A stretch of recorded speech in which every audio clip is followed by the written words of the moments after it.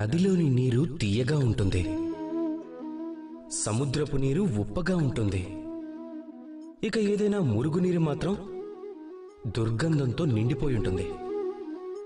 ఎందుకు? నదిలోని నీళ్లు తీయగా ఉంటాయి ఎందుకంటే అది అందరికీ నీటినిస్తుంది.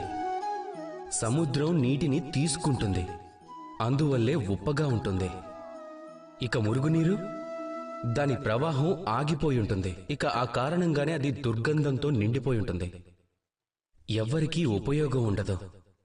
మన జీవితంలో కూడా ఇలాగే జరుగుతూ ఉంటుంది. ఒకవేళ నదిలా ప్రవహిస్తూ జీవితంలో అందరికీ ఏదైనా ఇవ్వటం నేర్చుకుంటే అప్పుడు జీవితం కూడా తీయగా తయారవుతుంది. ఒకవేళ సముద్రంలాగా ఇవ్వటానికి బదులుగా కేవలం తీసుకుంటూ ఉంటే మనసు కూడా కఠినంగా తయారైపోతుంది.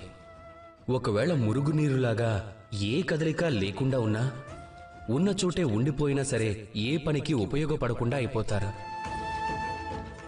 అందువల్లే ఎటువంటి విరామం లేకుండా పనిని చేస్తూనే ఉండండి. ఇక మీ దగ్గర ఏమున్నా సరే దానిని పంచి ఇవ్వటం నేర్చుకోండి.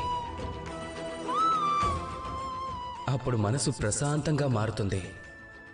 రాధా కృష్ణ.